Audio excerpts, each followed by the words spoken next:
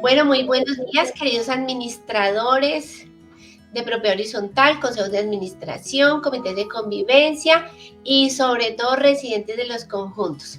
El día de hoy estamos tratando de hacer un acercamiento a las asambleas. Este video se va a transmitir iniciando las asambleas para que todos conozcamos qué se debe hacer, cómo hacerlo de una mejor manera.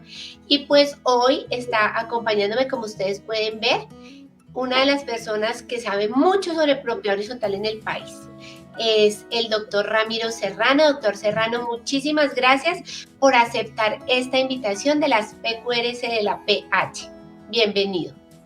Bueno, intentaremos hablar sobre los consejos de administración, que creo que es lo que quieres que nosotros hablemos. Sí, señor. Dentro de las preguntas que me elaboraste precisamente para entrar a contestar dentro de estas situaciones, ¿cuál debería ser el perfil del postulado a ser miembro del Consejo de Administración? Antes que hablar del perfil, tenemos que hablar de cómo se nombra. Entonces, generalmente el nombramiento de los miembros del Consejo de Administración deben estar determinados en los reglamentos de propiedad horizontal de cómo deben nombrarse, si se nombran por planchas completas, por mayoría de votos, por las diferentes figuras de elección democrática o parlamentaria que existe a nivel de nombramiento de órganos colegiados. Pero en el caso de la Corte se ha pronunciado que cuando no existe este tipo de nombramientos, se debe utilizar el nombramiento por cociente electoral. Esto con el fin de dar ejercicio a las minorías para que se puedan desarrollar en forma integrada. ¿Cuál debe ser el perfil de los que se postulan a los miembros del Consejo de Administración? Nosotros tenemos una mala costumbre, Liliana, que es que los consejos de administración son gavillas. No es como si nosotros estudiáramos. No, lo rico de un consejo de administración es que sea interdisciplinario. La finalidad de ser interdisciplinario es que dentro de sus funciones es el control de la persona jurídica y el control del administrador. Cuando tenemos un grupo multidisciplinario, vamos a tener la oportunidad de realizar un control muchísimo más efectivo y más complementario para el desarrollo de la propiedad horizontal. Luego, no podemos hablar de un perfil específico, pero sí tenemos que decir que se debe buscar, son personas que ejerzan diferentes actividades. Su obligación es el compromiso. El primer compromiso que uno debe tener de un miembro del Consejo de Administración es primero leer el reglamento, ¿sí? Segundo, conocer la ley. Y tercera situación, analizar el antes y después. Yo digo el antes y después, ¿por qué razón, Liliana?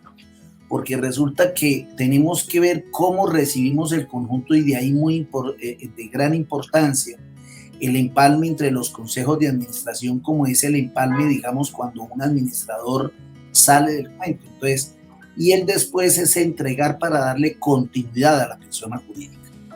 Entonces, si tú me hablas del perfil, yo creo, pues el perfil es el compromiso.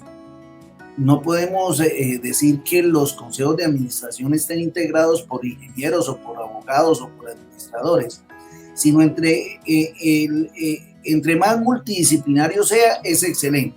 Pero lo más importante es que la persona se comprometa en forma independiente, neutral, autónoma a tomar decisiones de control para el crecimiento y que no se desvalorice la inversión inmobiliaria que tienen todos los que habitan a nivel de la propiedad horizontal.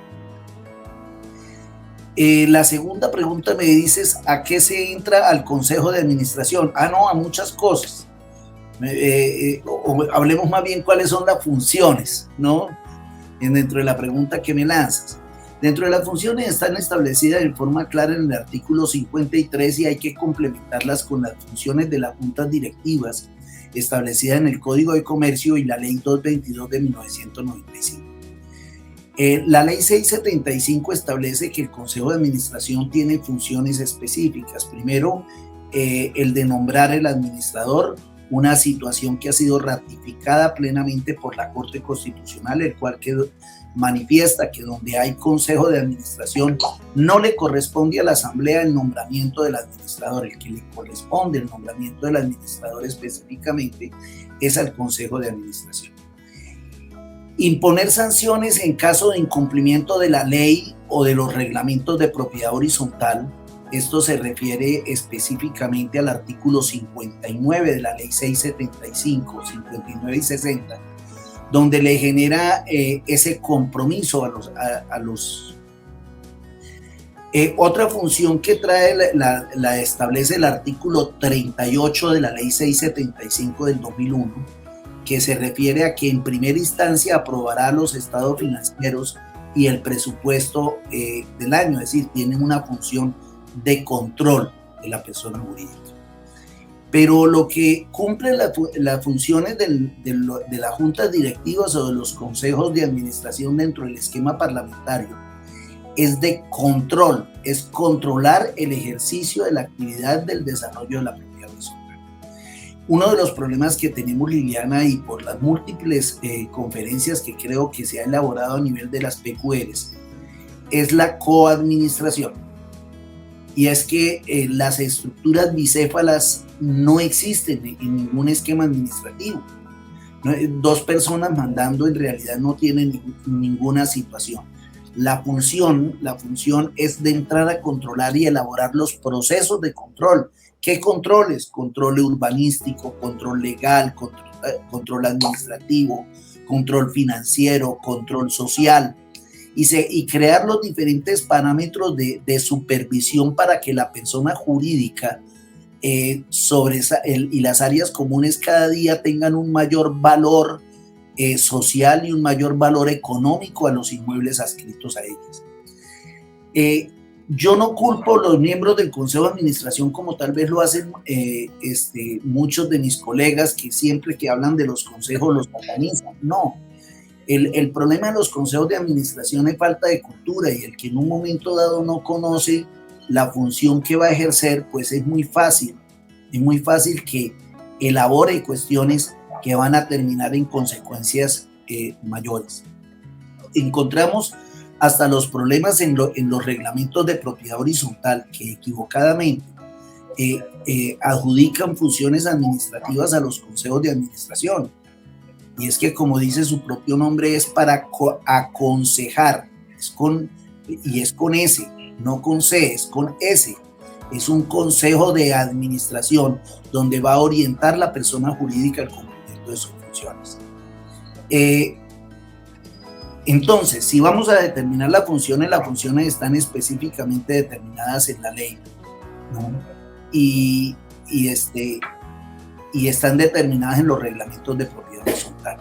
Esa es una de las obligaciones que tiene todo miembro del Consejo, entrar a verificar para no extralimitarse en sus funciones. Me lanzas tú una pregunta, dice, ¿qué pasa si toman decisiones que van en contravía y afectan el edificio común? Es que ellos no toman decisiones. Ellos es un órgano propiamente de control de la persona jurídica. Es muy claro la ley 222 de 1995, que habla sobre la responsabilidad de los administradores cuando se extralimitan en sus funciones, ¿no? Y acordémonos que responden por la acción u omisión, responden hasta por culpa leve. Es decir, si se le hace daño a la persona jurídica por culpa de un consejo de administración, los miembros del consejo de administración se harían responsables de dichos actos. No es que ellos simplemente realicen actos, ¿sí? En forma equivocada. Miren, a mí me hace acordar, Liliana, de un fallo en días pasados de una responsabilidad contra unos administradores, un consejo de administración, porque se tomaron el fondo de imprevistos e hicieron una estructura física y que sin licencia ni nada, vino el requerimiento policivo, le dio orden de tumbar dichas construcciones, y era una cuestión que ni había el presupuesto, ni había sido autorizado por la Asamblea General de Copropietarios haber realizado dichas obras. Ese era de los que yo llamo los consejos creativos, que son demasiado creativos. Pues resulta que se le inició un proceso de responsabilidad, ¿sí?, a lo que fue el Consejo de Administración, y entre ellos, en forma proporcionada, tuvieron que responder por el daño que le ocasionaron a la persona jurídica. Es decir, no quiere decir que un Consejo de Administración no tenga responsabilidades y que la responsabilidad está en cabeza del administrador. En este último caso, el Consejo de Administración dio la orden de realizar dichas obras, exoneraron al administrador, pero en realidad el Consejo de Administración, los miembros del Consejo de Administración tuvieron que asumir. En el ejercicio de la actividad, Liliana, vemos que nosotros hablamos mucho sobre todo de derechos, pero no de obligaciones.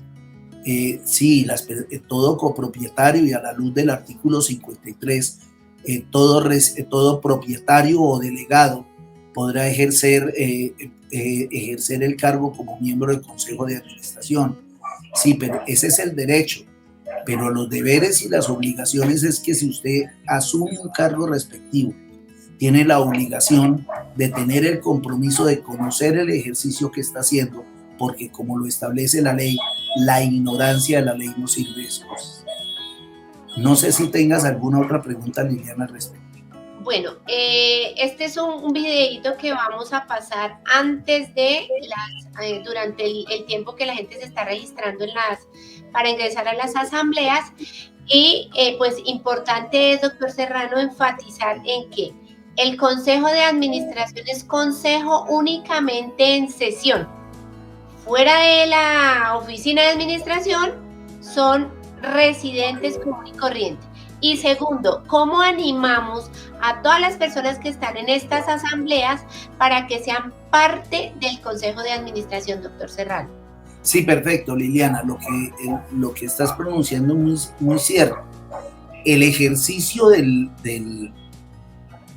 ejercicio de la actividad como consejero en la propiedad horizontal se ejerce en el momento en que el consejo esté reunido, porque el nombramiento de esto, aunque es personal, este es un ente de carácter corporativo. En los entes corporativos, el ejercicio de los cargos está en cuando estos se reúnen. Sobre eso no tengo ninguna objeción sobre esto. Yo en cuanto a la segunda situación, no tanto los motivo, porque es que motivar a las personas cuando no tienen compromiso le hace muchísimo más daño, Liliana, a que ejerzan su actividad como miembros del Consejo de Administración. Yo solo le digo que los que se postulan, porque esto es más emotivo, más político, tengan el compromiso de ejercer el cargo y ejérzanlo con independencia, con transparencia, con con autonomía, ¿no? No vuelvan esto como visceral, de manera visceral a atacar y a utilizar para dividir, sino en este país, en este momento en que el país está tan polarizado, al menos las comunidades de base debemos reunirnos es para integrar.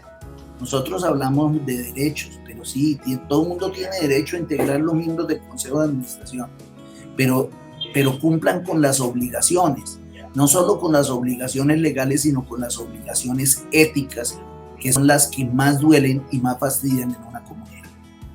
Y sobre todo ejercer estos cargos sin motivaciones personales, ¿no, doctor Serrano? Y sobre todo mi deseo es que tengamos asambleas exitosas, que todo fluya normalmente, que tengamos en cuenta siempre el respeto hacia el otro y sobre todo que todos propendamos por unas comunidades más amables, más tranquilas, y que haya esa sinergia entre el Consejo de Administración y el administrador, que eso sí es posible, ¿no, doctor Serrano? Estás disparando como 5 temas. Uno, la elaboración de asambleas, que en realidad vale la pena tener en cuenta. Entramos nosotros en este 2022 en una nueva etapa. Antes de la pandemia eran las asambleas presenciales. Después vinieron las virtuales, que algunos se adaptaron, algunos no se adaptaron, otros no supieron hacerla con los protocolos adecuados, que fue precisamente el problema del fastidio que generó las virtuales. Yo soy muy amigo de las virtuales. Y nos viene en una época de complacencia que es